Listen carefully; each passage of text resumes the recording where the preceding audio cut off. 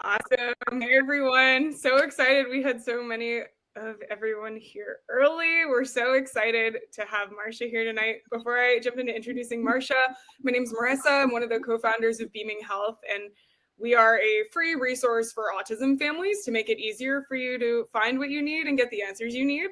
We're so excited to have Marsha Stepensky here with us tonight. Marsha has really done it all when it comes to the disabilities community. She's taught kindergarten through third grade. She's taught 18-year-olds through 22-year-olds and everything in between, all across the spectrum, different levels of support needs, and has worked as a behavioral therapist. And like a lot of us, just noticed there was a gap in this topic, love on the spectrum. And I'm so excited that Marsha stepped up to create what is really cool content and hopefully really helpful content for all of you tonight. So without further ado, Marsha, I will kick it over to you.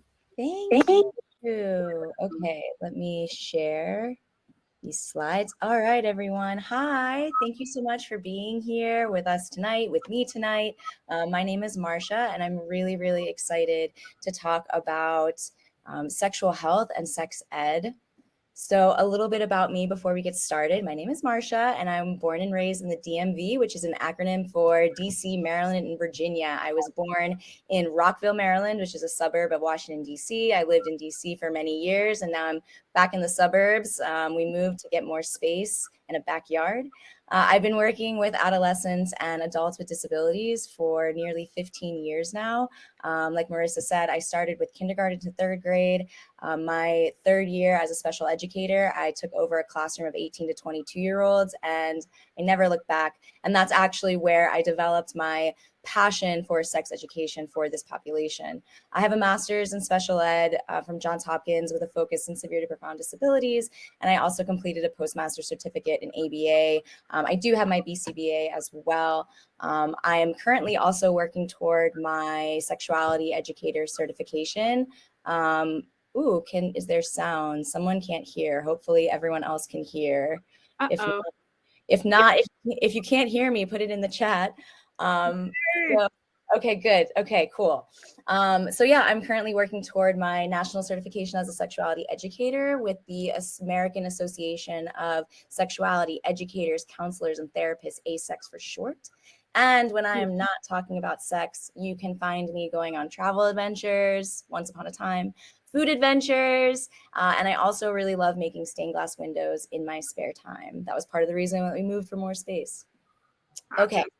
And Marsha, I love all this content that you have here for us. I'm going to be jumping in with questions, and everyone else feel free to jump in with questions in the chat. You can send them to the public chat or private chat, and I'll ask them for you. So don't be shy if questions come up as we go. Yes, for sure. And I also just want to make a note that I have another screen of notes. I want to make sure that I stay focused to leave time for Q&A. I have a tendency to get a little tangential at times. So if you see me looking off to the side, it's because I'm just making sure that I'm staying on track and not losing focus. So before we really dive into tonight's information, I really just want to make sure that we're all kind of on the same page about sexual health and sex ed. And when we talk about sex ed, we are not talking about teaching people how to have sex or giving people permission to have sex. The sex part of sex education is actually a really tiny slice of comprehensive sex ed. When we're talking about comprehensive sex ed, we're talking about curriculums that cover bodies, boundaries, communication, decision-making, as well as sexual behaviors. But like I said, it's a really small slice of the pie. A good quality sex ed is going to teach the things we want to promote, like healthy relationships, assertive communication, and it's going to prevent the things we want to prevent, like harm and abuse. When we are delivering sex ed, when we are having open communication with our young people about this information and this topic, we're really informing them about their bodies, we're empowering them to make informed choices about their bodies, and we are also reducing their risk of harm and abuse. Okay.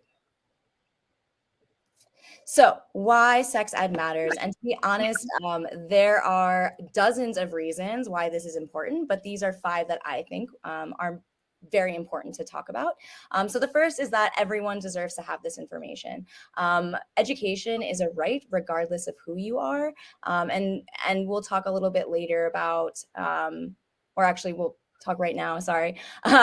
So right now in the United States, only 39 states plus DC mandate sex education in schools. Of those places, only 18 require the use of a medically accurate curriculum. So even in places where it is being offered for young people with disabilities, very often they're being pulled out of this part of their education, or they're getting kind of a watered down version of this information. So we really need to be proactive because schools are not mandating it, and it's a human right. We'll talk a little bit later about some important topics so that people can live healthy and independent lives. I don't like to talk about this point too much because I like to center sexual health and sexuality around sex positivity. But I do think it's really important to talk about the risk of abuse, and that we can't really ignore that this population specifically is at higher risk for harm and abuse. So when we're teaching sex ed, we're not just teaching about all the awesome positives of body development, but we're also teaching young people to protect themselves from harm and abuse. Dave Hingsberger, who is a name you'll hear me mention many more times, he developed something called the Ring of Safety, and it's essentially a framework for people with disabilities to be their first line of defense from harm and abuse. And in the Ring of Safety, access to comprehensive sex ed is the number one strategy. It's the number one tool that we can give young people to protect themselves from harm and abuse. So it's a right. It reduces harm and reduces risk for harm and abuse. And it also normalizes the topic. The more we talk about it, the less uncomfortable it will feel. We have so much information. There's a very common misconception that if we talk about it, then young people are going to go out and do it.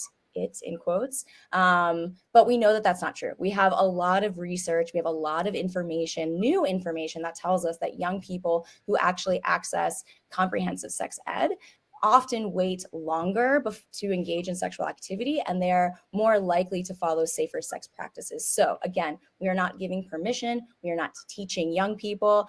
We're not, go do this, go do this. We're actually giving them information about their bodies and helping them make informed decisions about their lives.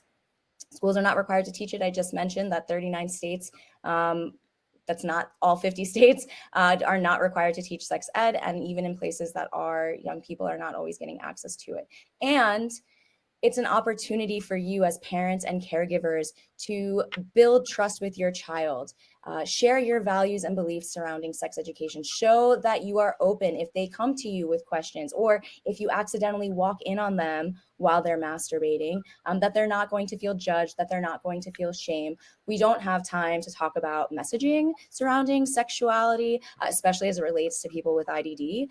But there's so much negative messaging in our society about sex and sexuality that being open and sex positive is a really healthy way to combat all those negative messages young people hear about sex and sexuality, especially autistic people, especially people with disabilities. They hear a lot of messages that they're like children, or they're hypersexual, and therefore we can't talk about it because they're going to go out and be like a sex maniac.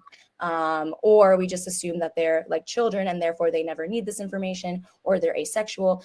Like I said, so much negative messaging that by having these open lines of communication, we're working really hard. It's a really good way to kind of combat all those negative messages.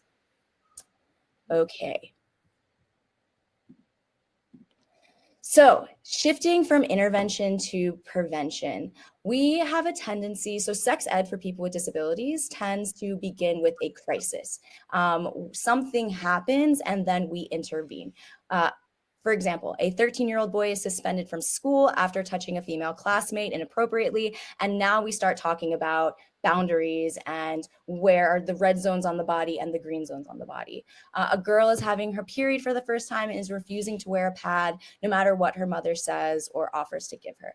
And something like period, whether your child has a disability or not, that's kind of something that we can expect, right? For someone that has a vagina, for someone that has a uterus, we can probably expect that they're going to start menstruating. And so regardless if they have a disability or not, we want to be talking about menstrual care. We want to be preparing young people for this big life change that's going to happen. A person is sexually assaulted by their Metro Access driver and needs training on self-protection. I realized in hindsight that people may not know what a Metro Access driver is. It might be something regional to my area. It's essentially transport that you can get at a discount if you have a disability, if you're on Social Security, to get you to your doctor's appointment or get you to your day program or whatever it is. It's something very common here. So more often than not, these incidents happen, right? You inappropriately touch someone because you didn't have information about how you can get someone's attention or where you can touch someone on their body, right? Preventing assault, if we're giving young people information about what good touch is and what not safe touch is, and who is okay to see them naked, who is okay to touch them in certain places, then we can give them the tools and we can empower them to say, no, stop, don't touch me. Mm-hmm. And Marsha, just really quick before we jump on, I love this messaging about empowerment here. I know for me and a lot of other parents and families, it can be really tough to just, this topic can be really uncomfortable. It can be, it can just be a hard thing to talk about with anyone. Can you still hear me? Yes. Yeah. You're do you have any advice? Okay. Oh no. Just if you have any advice for sort of getting over that discomfort and breaking the ice with some of these conversations. Yeah, so I think, the first thing is that you have to try to get as comfortable as you can. If you're feeling, if you have to do a self-assessment, right? So check in with yourself and kind of figure out where you are comfort-wise with having these conversations on a scale of 1 to 10. 1 being like, I'm not ready, I can't even think about it. 10 being like, yes, I'm ready, bring it on, anything, let's talk about it. If you're feeling like you're at a 1, a 2, or 3, then it's probably not the right time to have these conversations. I think it's really important whenever we're talking about this topic, the biggest thing that I try to, one of my biggest takeaways for parents is that we don't want to surround sexuality and sexual health and sex around shame and judgment and feeling bad. And so if you're not feeling comfortable, that's okay. Feeling discomfort is a very different emotion than feeling making someone feel bad about something or shame. And so if you're feeling uncomfortable, it's okay to not feel comfortable and not feel ready yet.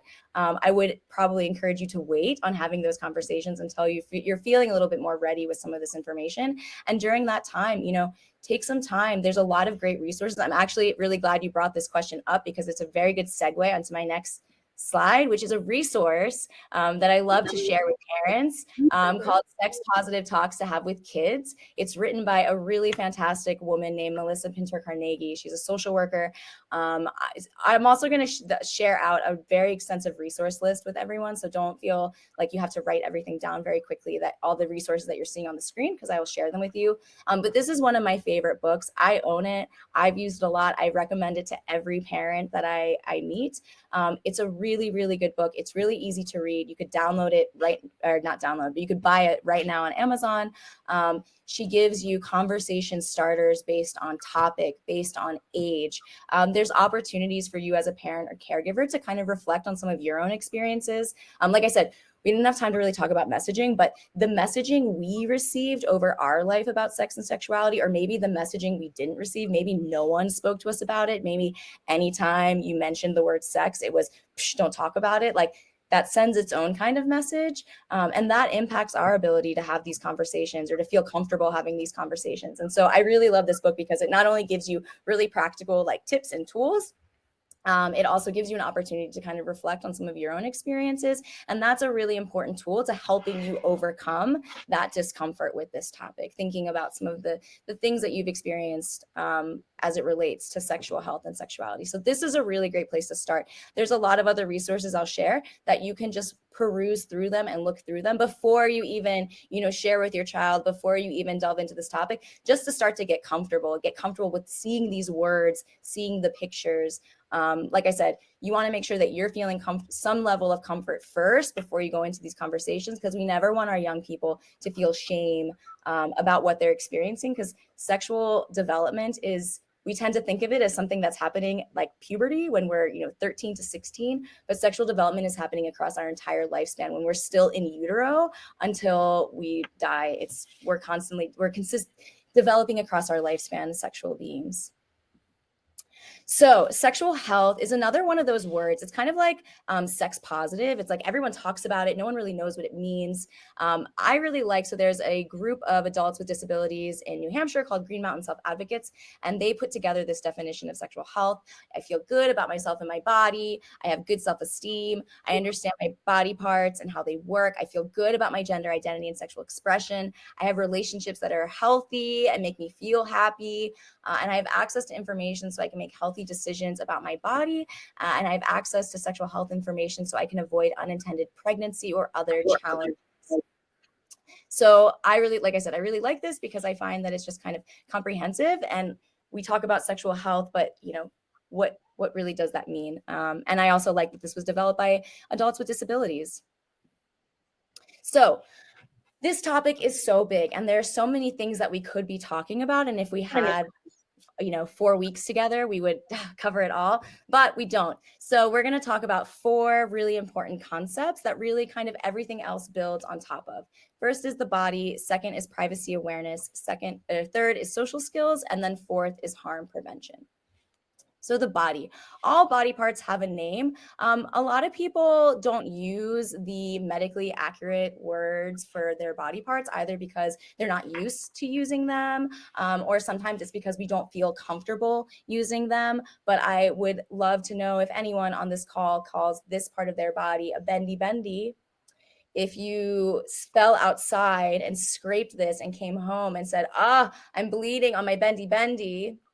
If you went to the doctor and said, I broke my bendy bendy, they would probably have no idea what you were talking about, because no one calls their elbows or their knees bendy bendies. We call them elbows and knees. And so we should really treat our sex parts with the same respect that we treat all of our other body parts, and call them by their medically accurate names. It's totally cool if you want to teach your young people slang or nicknames for their private parts, as long as they know that their PP is also a penis. And this is really important because not being able to label your body can have very serious implications in the future if you are sexually abused, if you are harmed. We have reports of young adults or young people who experience sexual abuse, and because they weren't able to label those parts of their body, they weren't able to report it. And so they were reporting that they had stomach aches or back aches because that was the lowest part of their body they could name. So again, I don't want to get too stuck on kind of that aspect of it, because that's like very scary, and I want to stay on the positive. But there are really serious implications for not being able to name your body part using the names that most people know. So what are some ways that we can teach body parts? And by the way, if you're not comfortable yet saying penis, vagina, breast out loud, now's the time to start practicing those words when you're by yourself in the bathroom. Get it out, laugh it out. The first time I ever had to say penis in front of a very big group of people, I was had to contain my laughter, but now I can do it, and it's really not uncomfortable. So if you need to practice, now is the time to practice. Just practice in your bathroom. So what are some ways that we can teach body parts? Well, there's a lot. Use these natural teaching moments, right? If you are breastfeeding a baby, it's a really good opportunity to label your breast, and that the baby's drinking milk from my breast, and this is how some babies eat. If you go into gym locker rooms, it's a very natural opportunity to talk about body parts and label people's bodies. Bath time, shower time. There's a lot of really great resources out there that teach the names of body parts and what they do. I'll share some with you. Mad Libs is also a really great tool that we can teach and normalize body parts. My brother and sister-in-law actually used to do this with my niece. She is typically developing, but when she was younger, she's 9 years old now, but when she was younger, she was really into Mad Libs. And if one of the fill in the blanks was a body part, very often my brother or sister-in-law would say butt, vagina, penis. It wasn't because they were trying to make it a sex game. They were just trying to normalize those words for my niece. Okay. And here is my next resource that I want to share. This is a book called What's Happening to Ellie. There's another series called What's Happening to Tom. There's 3 books. I'll share all 3 later on. This is one of those books that teaches about body changes. What's Happening to Ellie talks about all those body changes. There's an excerpt on the screen. Ellie's having a shower when she sees a hair her vagina. She pulls it, but it's attached. That's a sign that Ellie is growing up. So they kind of just present the information just very clearly and plainly. There's not really any innuendos in it. The pictures are cartoon images, but they are graphic. So you do see a naked Ellie. They're really great books. I know it does say for autism and related conditions, but really it's for anyone, even if you have a typical kid. I think it's a really great resource. So the next foundational concept is privacy awareness. And there's Dave Hingsberger again. He truly is a trailblazer in the field of sexuality and sexual health, especially for people with disabilities. And he really talks about how sex education may give the language with which to report abuse, but privacy awareness gives the concept to understand it. And I think this is something really important to mention, because people with disabilities don't experience and understand privacy the way we do, the way typical people do. People with disabilities are often under constant supervision, even when they're using the bathroom, even when they're using the toilet. So when we are talking about private places, privacy, private behaviors, we need to be prepared to provide some degree of privacy in this person's life. Moreover, every topic that we talk about within sexuality is going to include some understanding of public and private concepts. This is a resource that I really love. It was developed by Vanderbilt University. It's also free on the internet, which who doesn't love free? The Healthy Bodies Toolkit, they have a version for boys and a version for girls. They also have it in Spanish as well. And I really love it because you can go on the internet right now, print this out and do this today if you want. They really created this for parents and caregivers to use. I've used it in my practice. I've shared it with a lot of parents who've used it at home. I really love this particular exercise because it talks about where on the body it's okay for people to touch me, right? There's the green circles for where it's okay, the red X's for where it's not okay. I also like it because they do give a page that has the opposite sex. So you not only practice where is it okay for people to touch me, but where is it okay for me to touch other people? This exercise is also really good because we have a lot of young people that don't like being touched at all. And this is often how we discover that they don't like being touched at all. Some of our young people kind of tolerate being touched because that's just the world that they live in, especially if they're working with a lot of different therapists. And there's been two young men that I've worked with in particular that I think of when I see this page, because it was through this exercise that they communicated that they didn't like being touched at all on any part of their body, that it felt very uncomfortable for them. And that was new information. One of the boys was 15 years old, and he spent such a long time going through life not really being able to tell people, like, I don't like being touched at all. So I think there's tremendous value that can come from these sorts of exercises. Public-private discrimination to kind of, so that last screen was kind of public and private on me, my body. Now we're kind of moving into public and private places, which is a same but different topic. I love this. The picture you see on your screen comes from the Organization for Autism Research, Sex Ed Guide for Self-Advocates, another free resource on the internet that I love very much. And they have some the Sex Ed Guide is really fantastic, and it was developed for young people themselves to access this information. So, if they access technology by themselves and if they read and comprehend, then you can just give them this website and they can learn on their own. But this is one of the images that comes from their public and private discrimination section. It shows a young guy who's looking at porn on the internet, and that's okay because he's at home in his room in privacy.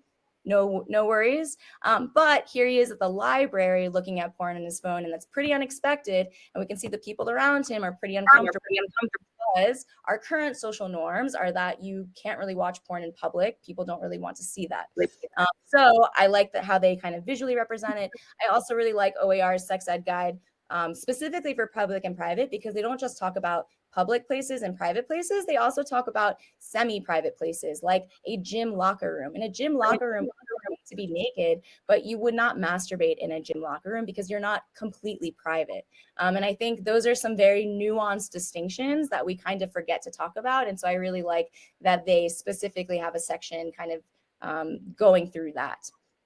Some other ideas about public and private. It's a really good idea to just have really consistent rules in the house about privacy, about nudity. You can be naked in your bedroom, you can be naked in the bathroom, but in the kitchen and the living room, you have to wear sweatpants, you have to wear underwear, you have to wear a robe. I worked a lot in group homes with adults with disabilities, and we have a lot of adults that we've kind of got them to a point where they can wear their uniform to work, and they spend all day wearing this uniform that is uncomfortable and they don't like. And then what first thing they want to do when they come home to their home is be naked.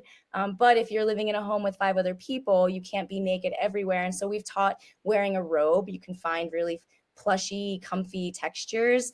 So that is a perfectly acceptable alternative to not wearing clothes. Knocking on doors before going in. Modeling is one of our most powerful teaching tools. And so if you want your young person to knock on a door before going in, you need to start knocking on doors. You're going to feel ridiculous knocking on the bathroom door, even though you know no one is in there. But our young people are watching us all the time. And if they see you doing it, they're going to be more likely to do it. So if that's something that's really important to you, then start knocking on doors everywhere you go, start modeling that behavior. Decision-making and consent. These are 2 topics that can and should be taught outside of sex and sexuality. We should be teaching decision-making and consent when it has nothing to do with sex at all. There he is, Dave Hingsberg. I wasn't lying when I said he's one of my favorite.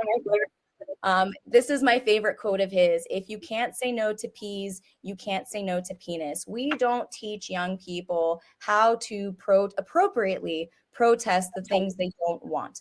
Take a moment and think about how many times during your day do you not do something? No, I'm not doing that. I'm going to do that later. I'm going to do that tomorrow.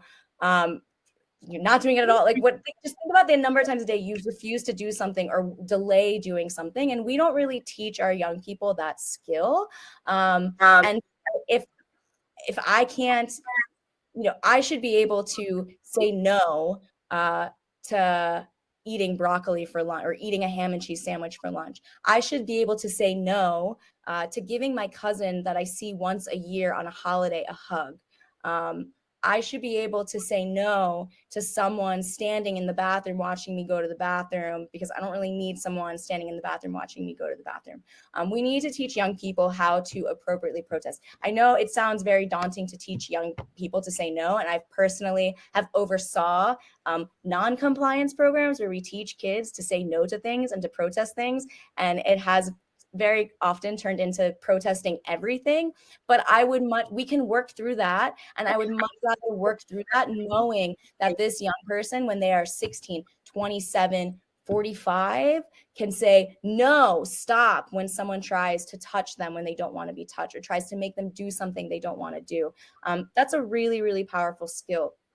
Consent, same thing.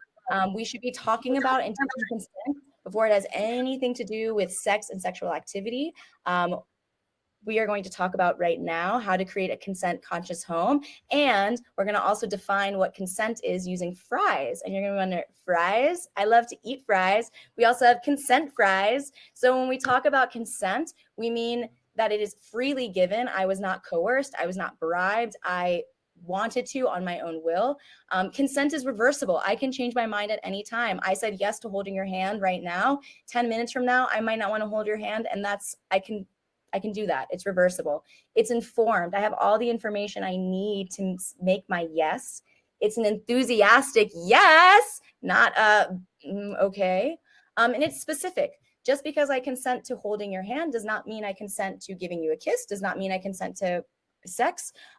Even within the realm of sexual behaviors, just because I consent to doing one thing sexually with you does not mean I consent to everything sexually with you. Just because I consent to oral sex doesn't mean I consent to intercourse.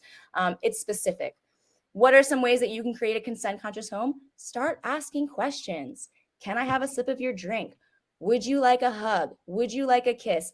This probably sounds very ridiculous to ask your children permission for hugs and kisses. I grew up in a Soviet Jewish household where my parents did not believe in asking permission for hugs and kisses. I grew up with my parents and very close family friends always pinching my butt. Oh, she has such a cute tushy. Look at her tushy. And it came from a place of love and it was endearing. But fast forward now, my niece is 9 years old, and there's times she comes over to my parents' house and does not give them a hug because she doesn't feel like it. Because my brother and sister-in-law have taught her, if you don't want to give someone a hug, you don't have to. It still upsets my mother. My mom is not a fan of it, but she understands the importance of her knowing that her body is under her control. And that's a really important concept to teach. Your body is under your control. You decide who gets to touch you, and other people's body is under their control. They decide who gets to touch them. So start asking questions, and that's a really good way to start teaching consent before it has anything to do with sex and sexuality. Sexual behaviors are social behaviors. We tend to think of, this is like one of my favorite things to say, we tend to think of social skills as eye contact, saying hi, bye, interacting with someone for 6 conversational turns. But really, social behaviors are much bigger than that. And we have to think of sexual behaviors as social behaviors. You're probably wondering, well, what does that even mean? Well, we can talk about the difference between flirting and harassing, because it is a very fine line. Small talk and oversharing, bathroom etiquette, handling rejection, bathroom etiquette. This is one that people don't often think about, but there are so many rules surrounding going to the bathroom. And it's kind of a big deal if you want to go to the bathroom in public places and you kind of break these rules. It can make people have uncomfortable thoughts about you. It can make it hard for you to build relationships with people. So looking at all these rules about using the bathroom, I doubt that any guy, I can certainly remember, I don't remember anyone sitting me down and explicitly telling me how to use the bathroom. I can't think of any guy that's had someone sit them down and say, here is how you go to the bathroom when you walk into the urinal. You got to leave as many urinals between you and the other person, but it's really at least one. And if you shake it more than 5 times, then you're playing. No one's telling people these rules. We kind of learn them naturally in our environment, right? We learn it through going to the bathroom with our dad, our brother, boys at school. We learn going to the mall and having some of these experiences.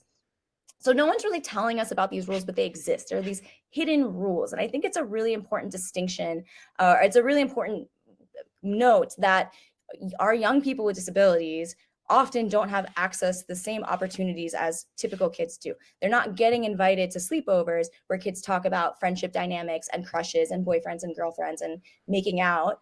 They're not getting invited to the mall where they have to go into public bathrooms and see what happens. So how can we teach our young people all of these really important social rules? Because remember, sexual behaviors are social behaviors. We have to think of them all together.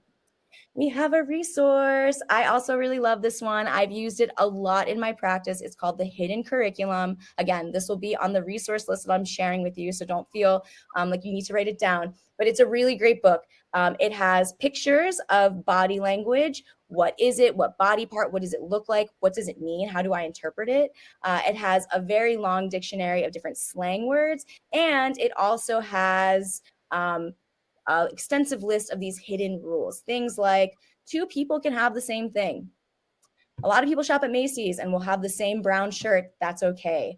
Don't point out funny bumps on people's faces. Generally, people don't like it when you point out they have pimples on their face. I had a cyst on my face at one point. It was awful. And I'm so grateful that people didn't point it out to me except for my mom. Classic mom.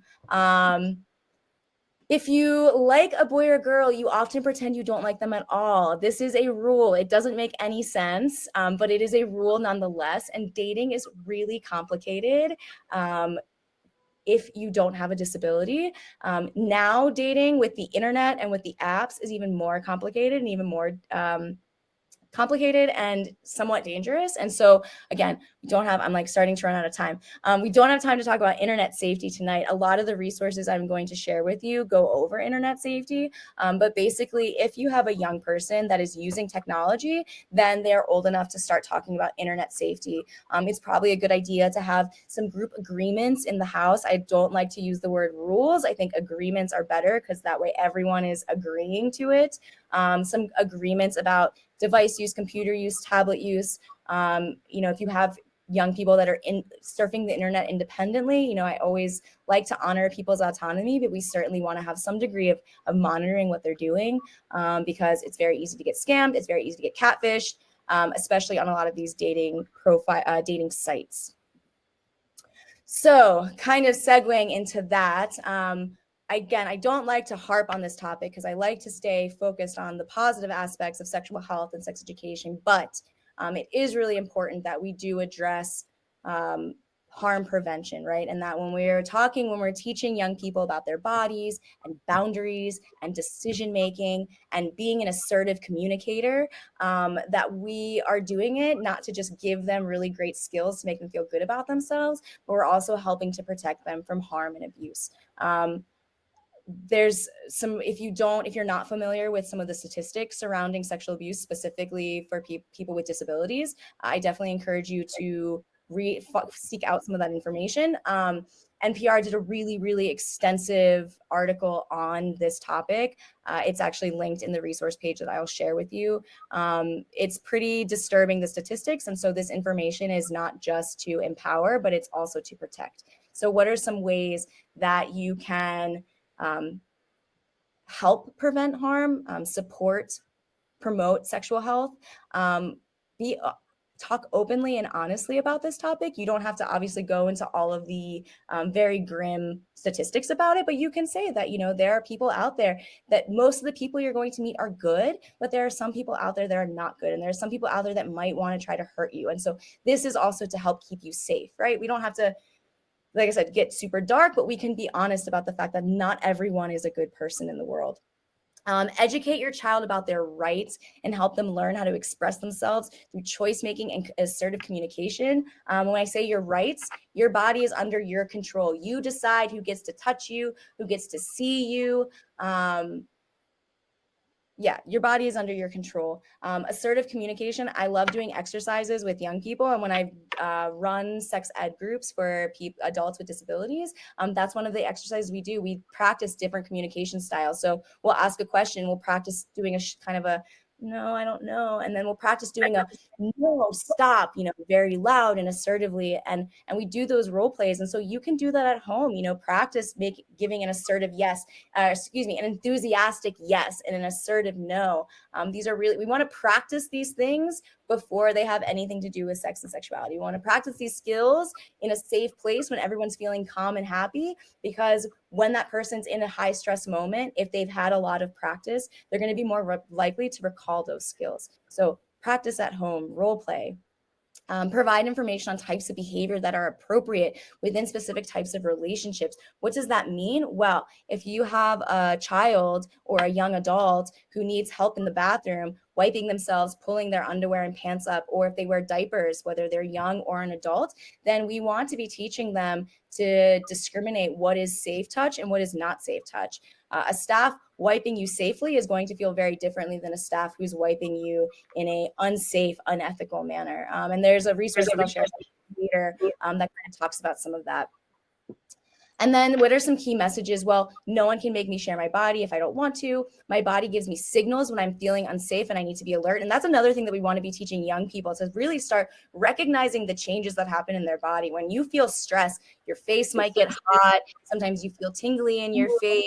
Your mouth might get dry. So we want to teach young people to identify some of the physiological changes that are happening in their body so that they can identify maybe moments that are high stress or dangerous. Secrets about my body are never okay. When this script was shared with me, it was like my mind exploded, because I really struggled with this topic, because some secrets are okay. My husband and I flew to LA this past weekend and we surprised my father-in-law, and that was a secret, and that was a good secret.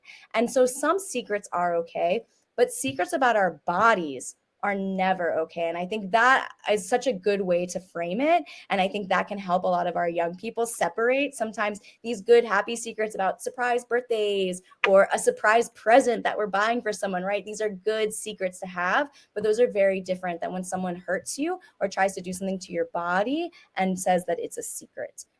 So I really, really love that script. Secrets about my body are never okay. And in summary, so I've kind of already hammered away at the need to be proactive. We can't really trust our schools because not everyone's mandated to do it. Adult programs are not mandated to do it. So we really need to be proactive in giving our young people this information, guiding them to this information. You really want to foster this opportunity while you are still playing a big role in your child's life. get them the information, share information with them that's going to be helpful and useful. Teach them how to find information that's going to be helpful and useful, and build a community around them that can support them in your absence. So we have to be proactive. We already talked about modeling appropriate behaviors, right? Knocking on doors, asking for a hug or a kiss before we do it. If we just take our child's hand and say, let's go, we've just modeled for them that it's okay to touch people without their permission. So we're constantly modeling for our young people all the time. Let's make sure that we're modeling the behaviors we want to see in them. Give access to privacy. I kind of already talked about the need that we can't talk about privacy and private behaviors and doing things in private if we're never going to give access to privacy. Young people with disabilities don't understand privacy the way we do. And so we have to give them opportunities where they can really be alone and explore if they want to explore, or not if they don't want to. Try to be sex positive. This is really hard. And when I say sex positive, I don't mean you're running around like, I love sex and you love sex and we love sex. That's not what sex positive means. Sex positive means that we just acknowledge development is a normal part of human development. That's nothing to be ashamed of. That learning about your body, learning about your sexual health is as important as learning how to read and how to count. And that when we're giving this information, we are empowering people to make informed decisions about their lives. So if you feel embarrassed, if you feel uncomfortable, that's okay. I would name that emotion to your child if they ask you a question, or if you accidentally walk in on them doing something. Obviously, if you ever walk in on your child masturbating or doing anything, the correct response is to close the door and to walk away. Don't launch into a conversation in that moment. One, by doing that, you're kind of respecting their privacy. And there's going to be plenty of time to kind of circle back to what you may have saw. But you can just say, that was really unexpected. I just didn't expect to see that. I was feeling a little bit embarrassed because I wasn't expecting that. It's okay to name that emotion. It's better than not, because then your child might misinterpret what you're feeling and they might feel shame. And we don't want our young people feeling shame. Parents also put we all do, not parents, but everyone puts a lot of pressure on themselves to have all the answers, to know what to do in that moment right away. And it's so unrealistic. So give yourself grace and space when you don't know what to say, you don't know what to do, or if you just frankly don't feel like dealing with it in that moment. It's okay to say, let's talk about this tomorrow. We'll look at that later. Give yourself grace and space. Being a parent is the hardest job in the whole world. Embrace those teachable moments. They happen all the time. Repetition is key. This doesn't stop after one worksheet, one book, after the behavior's been managed. Sexual development is happening across the lifespan. And so it's better to have 1,000 very small conversations than just read a book one time. This is ongoing. Incorporate that social dimension, because sexual behaviors are social behaviors. And don't forget about pleasure. And I think we forget about this piece because we're really focused on teaching skills and being proactive and preventing harm, that we sometimes forget that there is this pleasure aspect of sexual health and sexuality, that we should be doing things that make us feel good, having experiences that make us feel good, having relationships, whether they're romantic or platonic, that make us feel good. And also, it's really important to highlight the healthy and pleasurable aspects of relationships and sexuality, because we won't be able to identify what's bad and what's unhealthy if we don't know what's good and healthy. And so we can't forget to talk about the things that make us feel good. Yeah, it feels nice when I get a kiss on the cheek. Yeah, I really love holding my partner's hand. It makes me feel good. We should talk about the things that make us feel good, because that is a really important part of sexuality too. Okay, I know I'm so over my time. I'm really sorry. Okay, so really quickly, again, these are going to be on the resource list that you're getting. I just want to highlight them. OAR Sex Ed Guide for Sex Advocates. It's a tongue twister. I love it. I encourage parents to look through the website before you ever show it to your child. I've had parents who've printed it out and given it to their child's special ed teacher and said, hey, when they have their ADL block tomorrow, I want you to go over hygiene. Here's the activity. You can modify it for them. The Healthy Bodies Toolkit, another one I love. It's also free. You can print it out tonight if you want to. The Tom and Ellie series, like I said, there's 3 of them. Things Tom's like, things Ellie likes is about masturbation. Ellie needs to go, Tom needs to go is about using the bathroom. And then what's happening is about puberty. My only qualm with these books is that there are not more diverse characters. It's only Tom and Ellie, but the information in the books is really, really good and presented in a really excellent way. Teaching children with Down syndrome about their bodies, boundaries, and sexuality. Again, I know it says Down syndrome, but really, like, this is a great book for everyone. This was actually the first sex ed book I ever purchased for myself. It is like a dense college textbook, but it is loaded with useful information, tips, teaching strategies, ways that you can embed things into your child's daily routine to reinforce skills or concepts.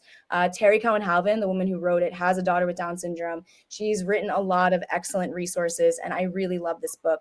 Dave Hingsberger, again, my guy, he developed Fingertips and Ethics of Touch. There's another video called Handmade Love. Fingertips and Handmade Love are how to masturbate videos. They're about 20 minutes long. You do see the actor in them. Masturbate to completion. They kind of talk about what they do before, you know, this is what I feel when I feel horny, and I go to my room, I lock the door, I close the blinds. They talk about what they do after. It's intended for the young person themselves to watch without an adult in the room, and it comes with a book that helps parents kind of how to prepare your young person for this video. There are not many resources specifically teaching young people how to do this specific sexual behavior. It's a very valuable resource. It does come from Canada, so it takes a little bit of time. Ethics of Touch is a really great resource that he also developed that's really developed for professionals. And it's exactly how it sounds. What is ethical touch? When you are working with people and you are changing their diaper, helping them in the bathroom, how should we be communicating with them? How should we be touching them? How can we teach young people or adults to recognize when they're being touched in a way that's not ethical and it's not safe? What Makes a Baby is a really great book. Corey Silverberg, he wrote another book called Sex is a Funny Word. I love the illustrations. It's really well done. Sexuality and Disability is a scholarly journal. So if you're interested in the more academic research side of sexuality and disability, it covers all disability, not intellectual and developmental, but just everything. And then amaze.org is a fantastic website. It's not developed specifically for people with disabilities, but it is free and it's loaded with cool sex ed videos developed for young people, and it covers tons of topics. They also have an entire section for parents. They have a podcast. It's a really, really excellent website. They also have a section for educators, so you can share this with your child's teacher as well. And it's also free, which is great. So I did it. I'm sorry I went like way over my time. It's Marsha, so much. thank you so much. I'm going to stop the sharing here. Marsha, that was really, really incredible. So many great resources. I know it was a lot of really great information, but a lot of information, and don't worry at all. As much as it was great to hear it here and now, we're also going to be sending out the recording and all of these awesome resources Marsha was talking about. So don't stress about marking anything down. Really quickly, I know I mentioned a little bit about Beaming Health, and I know some of you have questions. I already see one great question here in the chat. While folks are thinking of questions or maybe typing up questions, I just want to share a little bit about what Beaming Health is, because it's a free resource for families that are navigating things related to this topic and a lot of other topics related to autism and navigating disabilities. Let's see. I'll quickly just share what our site is. So if you go to beaminghealth.com, it's a really easy to use site that we made to make it easier for families to find basically anything they need, whether it's care options, advocates, camps, you name it. You can search for anything you need wherever you are, and it'll come with reviews from other families, insurance information where applicable, waiting list information, whatever it is you might be looking for.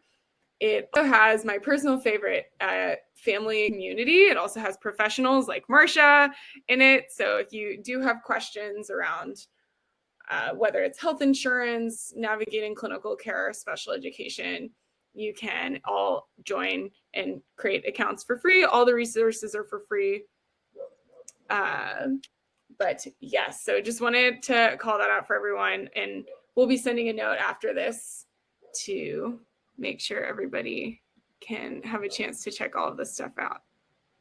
Let's see, I'm going to stop sharing.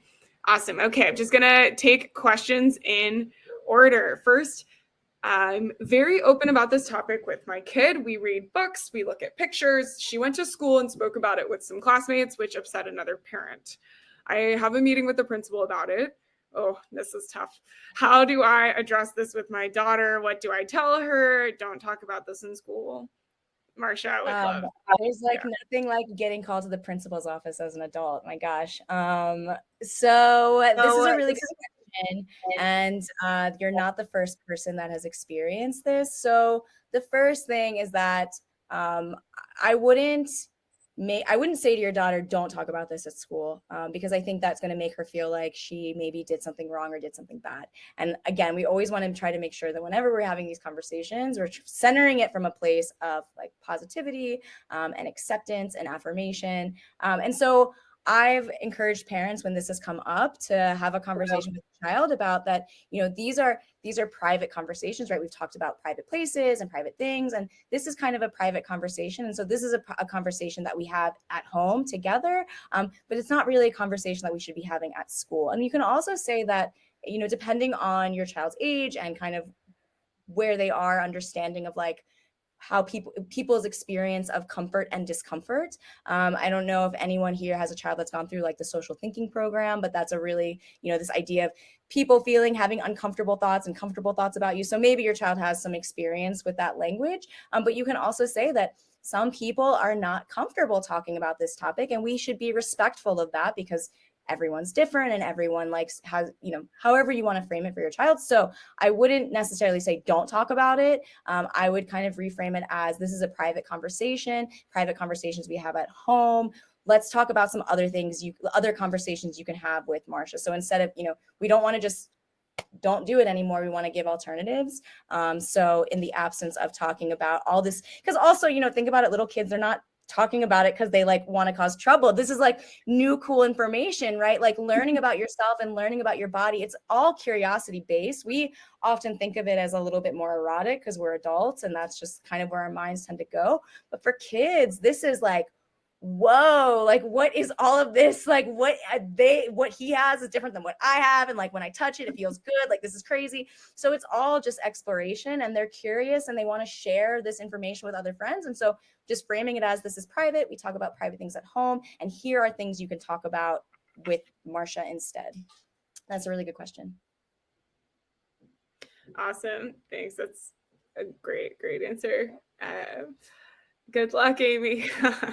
Josh, has a really nice note. Thank you, Marsha. Really insightful talk. Would you take a moment to talk about how you've gone about the initial conversation with parents, suggesting that their child may need to learn about masturbation and/or sex? Yeah, that's a really good question. And this is really tricky. Working with parents, and this is like when I work with other professionals, this is something that we spend a lot of time talking about.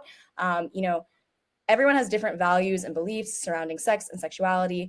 We want a bulk of sex ed happening at home. This isn't like a concrete ratio in stone, but like 60% of sex ed should be happening at home. And then 30% can happen in the context of a school or day program or therapist. And really it's because, there's so much value, like we talk so much about values and beliefs when we talk about sex and sexuality, and it's really for the parents and caregivers to share that, not for providers and therapists. So it's really, really important when we're working with parents on this topic and introducing this topic, that we're not infusing our personal beliefs. Like I may think this is very important and that this is like number one priority that we need to address with your child, but you may not feel that way because you have a very different belief system than me, and that's okay.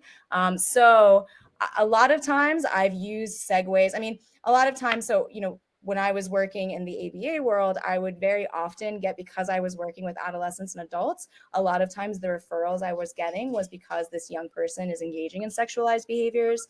They're getting an erection in class and walking around their classroom with an erection, pulling their penis out. And so now they've been referred to me. And so that's very often a natural opportunity to ask the parent, so have you taught your child? Does he know how to label his body part? Have you looked at any pictures? Have you had any conversations? For scenarios that weren't like that, where I was getting a referral for it, sometimes I introduce the conversation. Hey, I noticed that Marsha like puts her hands in her pants a lot. Like, have you noticed that too? Like, why do you think she's doing that? Have you talked to her about like feels good, like that maybe like doing it at home, like in her bedroom? Have you talked about public and private places? So kind of asking some of those questions to see where a parent's comfort is. Sometimes parents are not ready, they're not comfortable. And the reality is that you have to meet parents where they are. If they're not ready to have these conversations with you about their child getting access to sex ed, learning about masturbation, then they're not going to be ready to do that with their child, to have conversation, to give privacy. And so for parents that are kind of in that stage of I'm not ready to talk about it, I'm not ready to address it, all we can really do is just try to keep conversation open. If this is a family that you work with either as an educator, as a therapist, just continue building the rapport with them. Rapport building goes a really long way. When parents trust you, when they trust that you have the best interests of their child, then they're going to be more likely to buy into kind of some of the things that you're offering or recommending, especially if it's something like sex or sex ed. So keep the conversation open, share if you have, actually one of the best tools is if you're a professional and you have other parents who have kind of gone through this journey with their child, are very comfortable talking about this information. I like to use other parents and connecting them to some of those parents that aren't comfortable yet, because the reality is that like me in my 30s, I don't have kids. I don't have the same lived experience as a lot of the families I work with. And so them being able to talk with another mom or dad who like went through it and felt the same level of fear and anxiety and discomfort and has moved past it, and sees all the healthy benefits of this information, like that is extremely powerful.